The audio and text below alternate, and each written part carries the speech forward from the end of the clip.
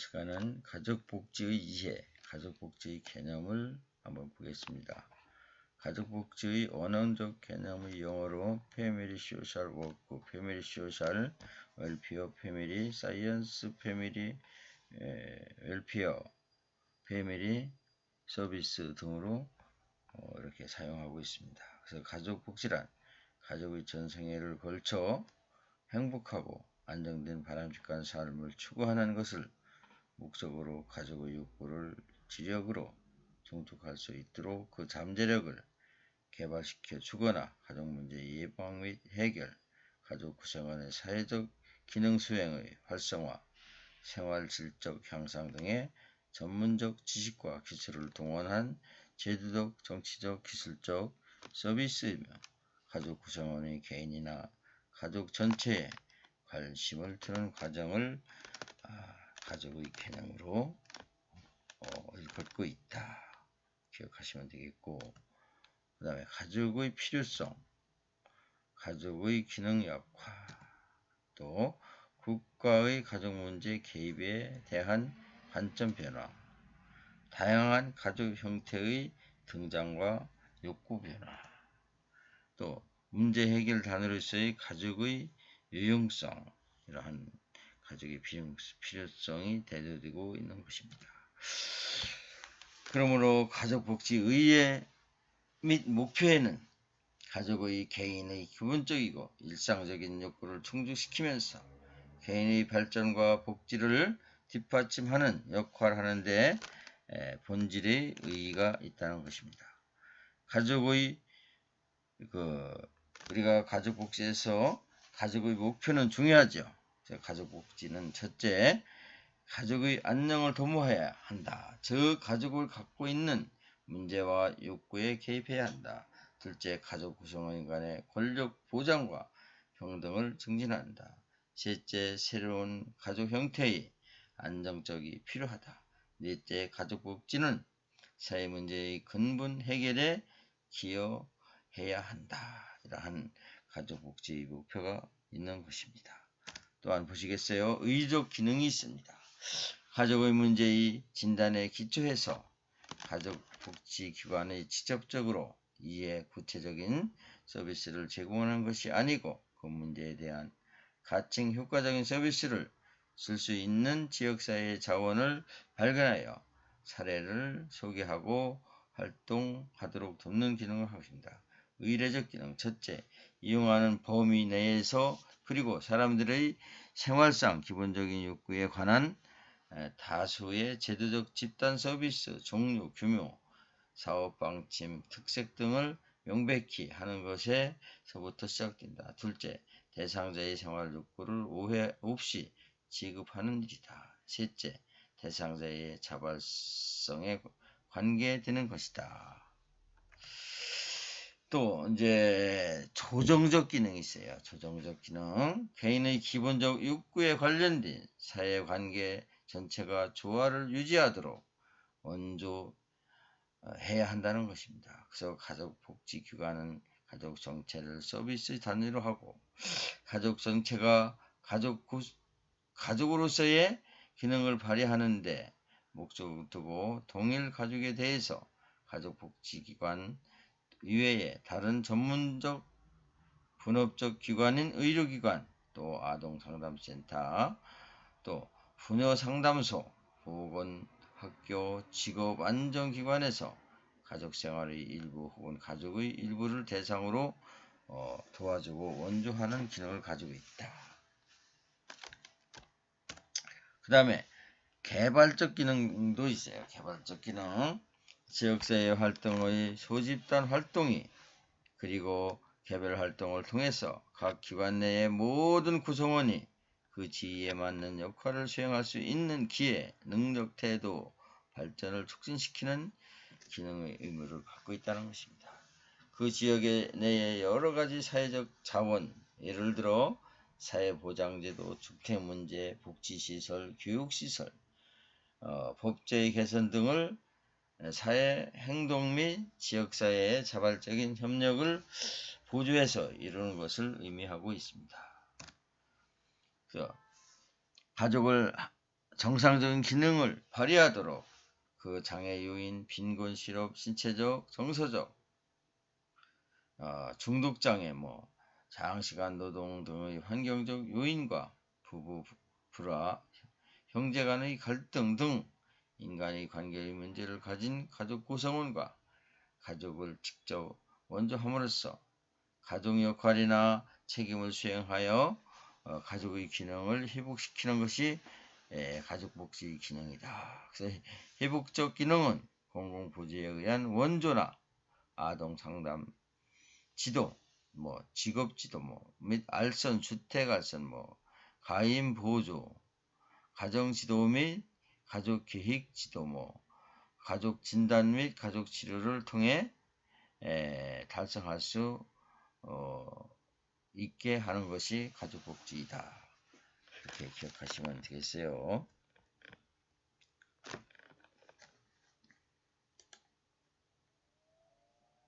아시겠어요?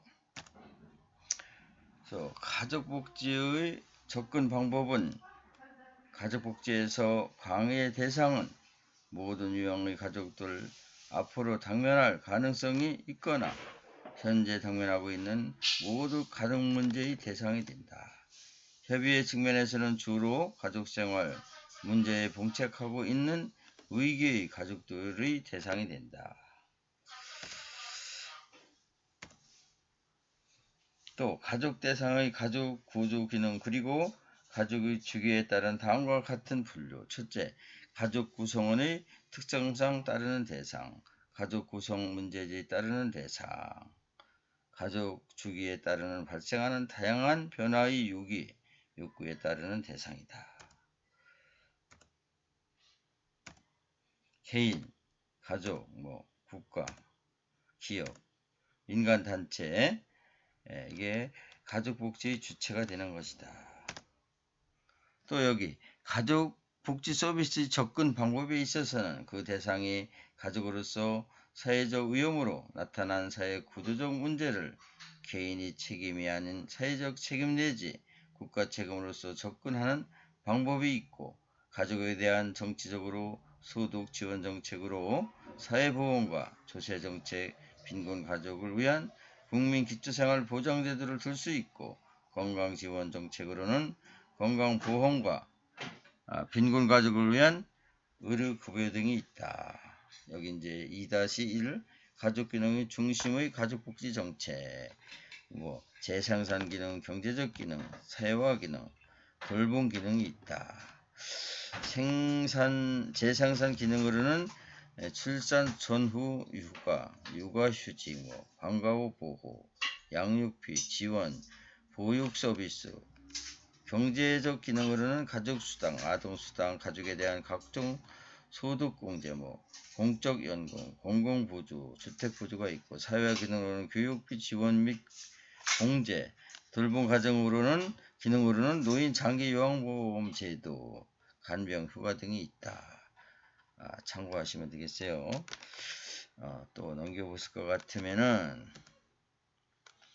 가족보호, 패밀리 케어는 가족 내에서 발생하는 가족 장애 문제에 대해 보호를 제공함으로써 가족의 역할 수행과 능력 고취를 향상시키는 기능을 수행하는 것이다. 예를 들어 발달 장애 아동을 양육하는 가족, 치매 노인 가족, 만성 질환자 분양 가족들에 대한 서비스 등이 있다. 가족 생활의 교육, 패밀리 라이프 에듀케이션은 가족 간의 삶의 질을 향상으로 목표로 집단 역할의 학습 과정을 통하여 가족 및 가정의 사회적 기능을 향상시키기 위한 서비스로 정의하고 있다. 가족 생활의 교육은 가족 가치 혼란과 탈규범적인 가족 문화를 추진, 가족 구성원의 긴장과 가족 내의 역기능의 증가, 가족의 교육기능 상실과 이에 대한 일부 지원에 대한 가족의 욕구 증가와 같은 가족과 사회적 변화에 따라 그 필요성이 강조되고 있다. 이렇게 가족에 대한 것이 가족 사업 패밀리 플래닝은 재상상직 건강보호 서비스 일종으로 임신, 중절, 성병에 대한 보호, 영양, 자녀수에 대한 계획, 임신을 위한 서비스 등을 제공함으로써 건강한 가족생활을 하도록 하는 데 목표를 둔다는 것입니다. 예방성과 필요성을 띤 혼전, 혼후, 상담 서비스 등이 있다. 그 다음에 가족옹호가 있어요. 가족옹호는 지역사회에 필요한 변화를 일으키기 위해 사람들의 사회 행동의 사명을 가지고 가족의 욕구에 대한 직접적이고 전문적인 지식을 이용하여 가족생활 조건을 향상시키도록 기획하는 전문적인 서비스다. 가족옹호의 목표는 현존하는 가족 공적 및 민간 서비스의 전달 체계의 향상뿐만 아니라 그 지역사회에 적합한 새롭고 변화된 형태의 서비스를 개발하는 데 있다. 또 가족치료. 가족치료는 가족의 단으로 하는 사회복지사업, 치료 및 상담 방법 등을 절충하는 다양한 모델을 가지며 가족복지관, 사회복지관 관련 분야에서 활발히 이루어지고 있다.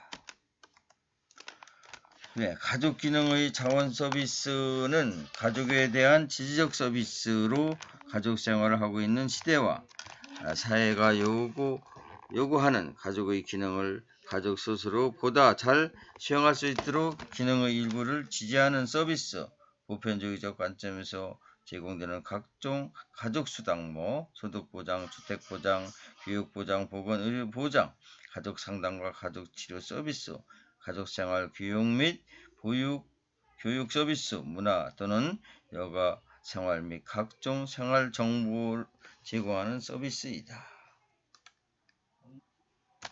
그 다음에 가족 기능 보충 서비스는 가족 내의 내부적 원인이나 가족을 둘러싼 여러가지 사회 환경 때문에 가족 스스로 가족의 기능을 원활하게 수행하지 못할 때 가족 문제가 발생하게 되는데, 이렇게 발생된 가족의 문제를 해결하기 위하여 가족의 안정을 찾을 수 있도록 사회가 가족의 기능을 일부 보충해주는 서비스이다. 그래서 보육 서비스가 있고, 노인 장애인과 위한 재가 서비스가 있고, 혹은 케어라고도 하죠. 또 가정 조정 사업, 홈메이커 서비스, 노후 보호 서비스 등 이러한 분류의 가정 복지 서비스 유형이 있다는 것을 기억하시면 되겠습니다. 또 가족 기능의 대리 서비스가 있어요. 가족 스스로 당면한 문제를 해결할 수 없을 때 가족의 기능을 전적으로 대리하는 서비스로 일시 또는 장기간의 가족 위탁보호, 입양 노인 및 장애인, 아동을 수용하는 시설 등이 있다. 여기 이제 가족복지 관련 이론으로선 주요 과정은 첫째, 체계 구성원의 상호 의존적이다. 둘째, 하위 체계의 변화는 전체 사회 체계에 영향을 미친다. 그게 구조 기능주의 이론을 말하는 거죠. 그 다음에 문제는 파슨스의 중심으로 한 가족 기능의 구조에 의하면 사회 문제는 어떤 사회 체계가 상위 체계에 대하여 기능적 요건을 충족하지 못하고 있는 상태, 한 사회 체계가 사회적으로 합의된 규범을 준수하지 못하고 있는 상태, 또한 어떤 사회 체계가 사회화 과정에서 결과에서 실패한 상태. 부족 기능주의자들은 이러한 역할들의 수행이 전통적인 핵가족만을 정상적인 표준적 가족으로 인식해 여성의 노동시장 참여를 역기능적이라고 주장하기도 한다.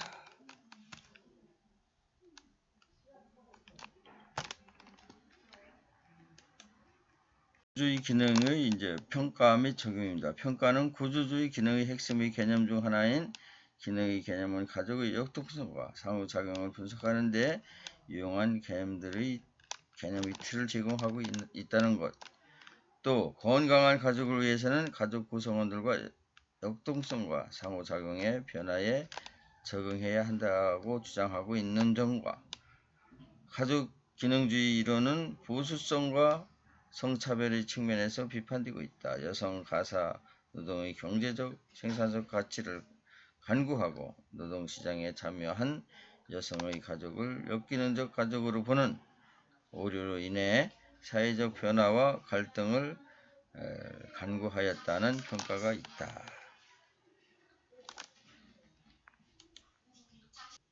또 보시겠어요?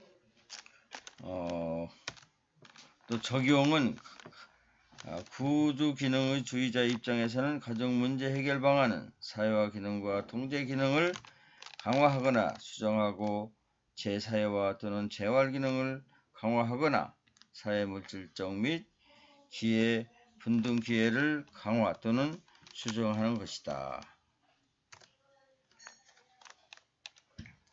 가족복지 관련 이론 중에서 주요한 그 가정 문제를 여기 한번 보겠어요. 첫째, 인간은 그들의 상징을 창조하고 조작할 수 있다는 점에서 독특하고 유일한 존재이다. 둘째, 상징의 의미는 사회적 상호작용 내에서 만들어진다. 셋째, 상황에 대한 인지가 인간의 행동에 영향을 미친다. 인간은 지속적으로 변화하는 사회에서 태어난다. 다섯째, 개인은 자아 개념을 갖고 태어나는 것이 아니라 사회적 상호작용을 통하여 자아 개념을 발달한다. 여섯째, 여기는 자신의 과정이며 목적 자체이다. 인간은 그들이 처한 자연적 환경과 사회적 맥락 가운데서 연구되어야 한다. 이렇게 있어요.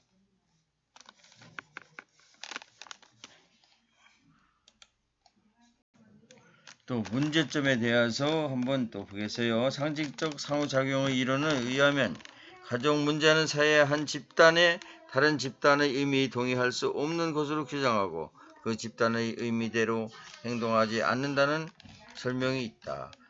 상징적 상호주의 이론에 따르면 가족의 문제의 원인은 상호작용에서 어떤 현상의 행동에 대한 의미에 동의할 수 없다는 판단을 하는 것, 어떤 현상에 바람직하지 않은 행동으로 범죄자와 알코올 중독자 등으로 낙인을 찍는 것, 어떤 행위에 대해서 다른 의미로 사회화된 것도 상징의 차이라고 할 수 있다.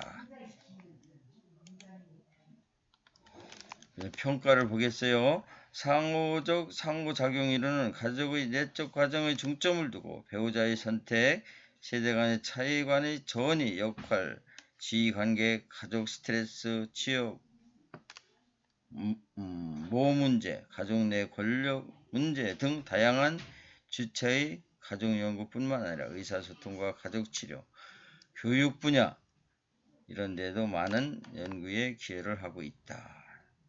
상징적 상호작용 이론을 평가하는 것입니다. 또 상징적 상호작용 이론의 비판이 있어요. 첫째, 미시적인 관점에서 접근하기 때문에 결혼과 가족에 미치는 문화, 경제 등의 거시적 측면을 간과하고 있다. 가족관계에 보이지 않는 권력의 영향이나 역할을 간과한다. 인간의 무의식 정서적 측면을 충분히 설명하지 못하고 있다. 적용, 보다 다양한 행동과 상황을 정상적인 것으로 규정하면 가정 문제는 상당히 줄일 수 있다는 입장이다. 기본 가정은 갈등은 자연적인 것이며 인간의 본성과 사회 내에서 피할 수 없다는 것이다. 둘째, 경제는 다른 모든 사회 제도의 구조를 결정한다. 셋째는 갈등은 상징과 사회 변화를 위한 필수 요소이다. 또 문제성에 있어서는 갈등을 긍정적 혹은 부정적으로 보는 에 따라 갈등의 강도와 지속성이 결정된다. 갈등 이론에서는 가족 갈등 처리되는 과정이 중요하므로 부부 관계나 부모 자녀 관계 등에서 지원과 권위의 독특한 특성이 파악되고 존재되어야 된다고 본다. 평가.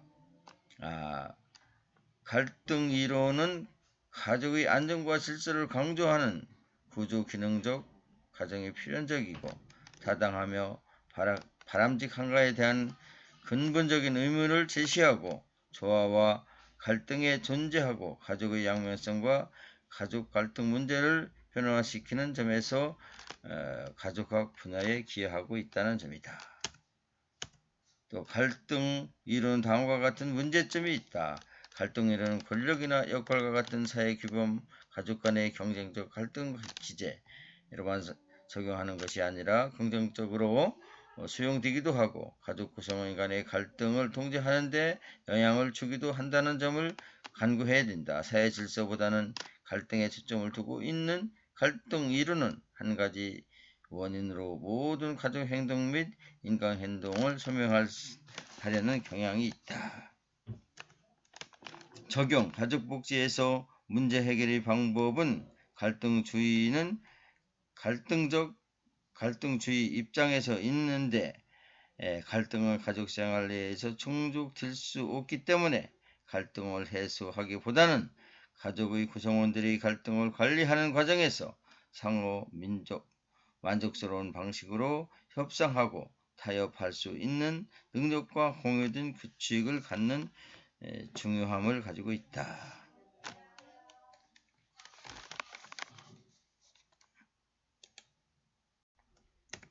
또 체계 이론이 있어요. 가족의 체계 이론 가장 중요한 거죠. 첫째, 개방체계와 폐쇄체계가 있는데 이것은 외부로부터 투입을 받아 야 합당한 산출을 만들어내는 개방체계와 외부로부터 투입을 받아들이지 않고 산출도 없이 해체, 고갈, 소멸버리는 엔트로피의 특성을 지닌 폐쇄체계를 구분할 수 있다. 또 경계라는 게 있어요. 경계는 체계 간의 상호작용을 조절하는 역할을 하는데 개인의 하위 체계들을 둘러싸고 있는 이와의 접촉을 통제하는 비가시적 경계를 의미한다. 체계는 향상성과 안정상태의 균형을 유지하려고 한다. 균형은 향상성, 안정상태의 경계의 개방성에서 상이한 정도로 반영하는 개념이다. 체계 이론에 대해서 이렇게 간단하게 설명을 한 거죠. 그 다음에 향상성이라는 말은 체계 내에 상대적으로 안정되고 지속적 평형 상태 혹은 균형을 지키려는 경향을 의미하는데 모든 체계들은 안정성, 질서, 일관성을 가져야 유지할 수 있다는 것. 안정 상태는 부분들 간의 관계를 유지시키고 쇠퇴해서 붕괴하지 않도록 에너지가 계속적으로 사용하는 상태의 뜻을 말하고 있다. 균형 개념은 가족을 이해하는 데 매우 큰 유용성이 있다. 체계 이론의 문제점이에요. 진화적 측면, 안정 상태의 특성, 가족 체계의 변화하는 동시 같은 상태를 유지 필요하다. 구조적인 측면, 가족은 가장 최소 단위의 사회적 인간 체계이므로 가족 구성원 간의 상호 의존성이 강하다. 가족 하나의 단위이며 어떤 가족 구성원의 행위라도 다른 가족 구성원에게 영향을 미친다. 행동적 측면, 첫째, 사회 통제와 사회와 가족의 특정 기능이다. 가족은 상호작용의 모체의 의사소통이며 이는 가족 역특성을 이해하는데 열쇠의 구실을 하고 있다. 적용은 가족 기능에 대해서 필수적이다. 평가와 적용, 평가. 이론은 다음과 같은 긍정적인 평가를 하고 있다. 체계 이론에서 사회복지 실천에 매우 중요한 영향을 미쳤으며 많은 변화를 초래하였다. 체계 이론은 원조 과정에서 수집한 정보를 조직화하고 통합할 수 있는 길을 열어준다. 셋째, 일반 체계 이론은 인간의 상호작용의 많은 체계를 고려할 수 있는 접근 방법이기 때문에 사회복지 실천의 사정과 개입의 영향을 확대시킨다. 체계 이론은 사회 체계 내부 및 체계들의 간의 안정성과 변화를 설명할 수 있는 수단을 제공해 주기 때문에 사회복지 실천이 매우 유용하다. 다음은 이론은 다음과 같은 체계의 한계가 있어요. 체계 이론은 대부분 분석 대상을 서로 관련성을 가지고 존재하는 단어의 복합적 체제로 보기 때문에 상대적 존재라는 것의 의미를 전제로 한다.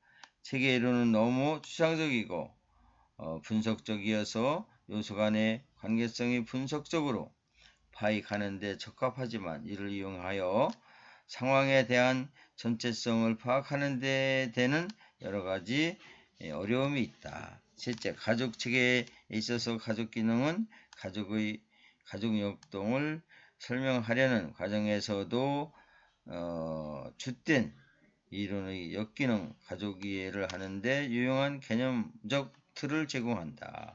넷째, 여건주의 성향을 지닌 학자들의 가족 체계의 이론은 가족 내 모든 구성원이 동등하게 체계의 역기능을 기여하고 가정함으로써 가족 내 존재하는 남성과 여성의 권위 차이를 강조하였으며 상대적으로 약자의 입장에 서 있는 집단에 대한 설명이 의익하다는 것입니다. 이러한 이제 평가 내용이 있어요. 여기 이제 체계 이론의 적용, 상호작용 실현의 경계선 설정이다. 지시기법이다. 재정이다. 순수한 질문이다. 이러한 적용을 해서 평가가 되는 것입니다.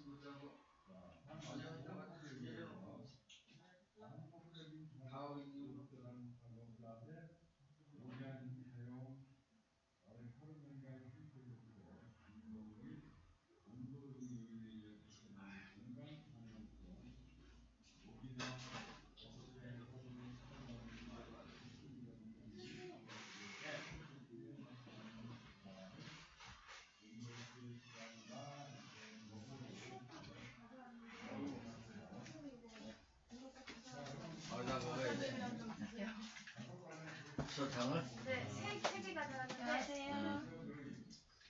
그래요.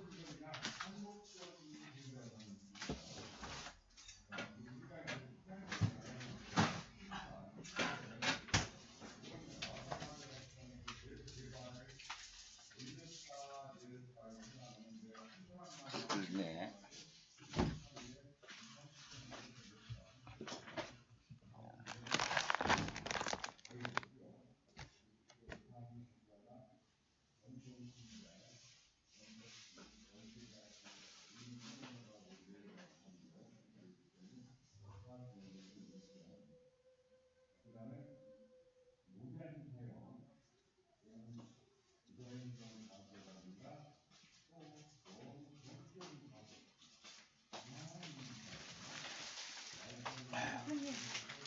아이고, 뭘 또. 학생들이 주셔서. 아이고, 먹어야 되겠다.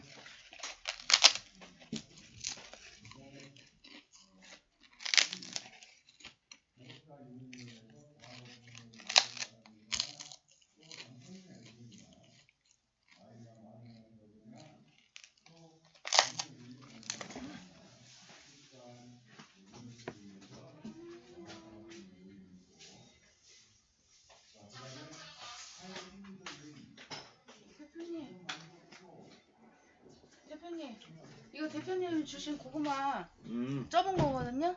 그래? 맛있더라고요. 그래? 네. 맛있나?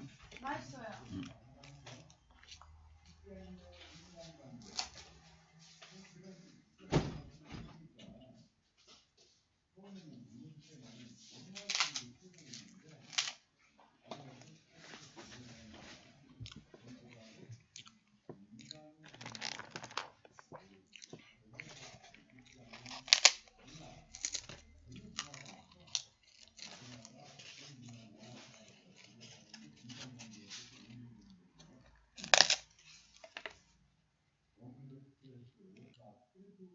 어디까지 했어요?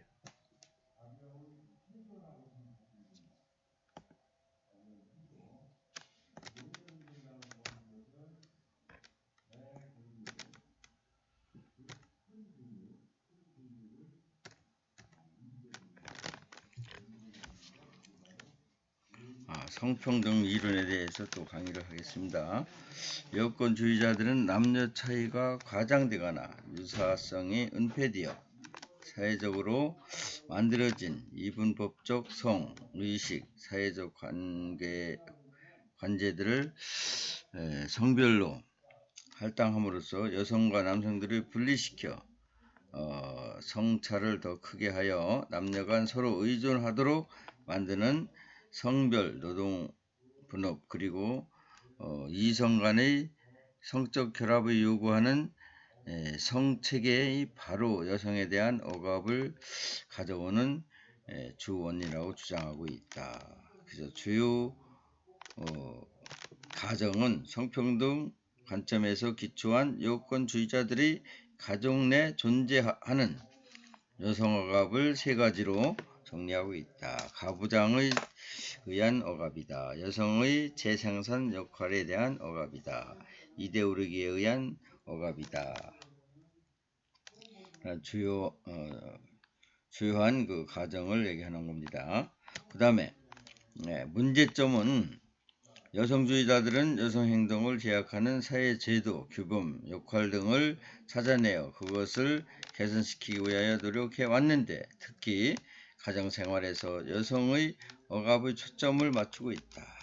그들은 결혼과 가족은 인간의 본성에 기초한 자연스러운 형태가 아니라 시간과 공간의 제약을 받는 사회적 산물을 간주하며 가정의 당을 체결하기보다는 권력 단체의 구조를 주장하고 있다. 여성주의자들이 남성 중심 가부장적 가족제도에 벗어나 부부 자녀 관계가 동등하고 민주적인 가족제도를 추구하고 있는 것이 하나의 여성주의자들의 주장이죠. 그 다음에 평가가 있어요. 성평등 이론은 가족의 조화와 권력의 균형을 강조한 기존 이론들에 도전하여 성역할 구분에 따른 여성 억압과 아내 구타와 같은 많은 여성들을 경험하는 문제들을 파악하여 가시화하고 있다. 여성은 가족 봉사자나 희생자가 아닌 주체적 개인으로서 의상을 재조명받게 되었고 다른 이들은 비해 사회적 실천을 강조하는 데 기여하고 있다. 여성 중심적인 남성들의 경향을 제외시킨 또 하나의 차별적이라는 비판도 받고 있다. 개입, 성평등적 관점에서 본 가족의 근본 과제는 가족에 대한 올바른 관점을 제시하고 또한 여성의 가족의 봉사자나 희생자가 아니라 여성의 개인으로서의 주체적인 위치가 함께 부각되어야 한다는 것을 주장하고 있다. 그래서 여기까지 공부를 하였고 다음에는 복지국가와 가족복지 정책에 대한 공부를 하시겠습니다. 수고들 하셨습니다.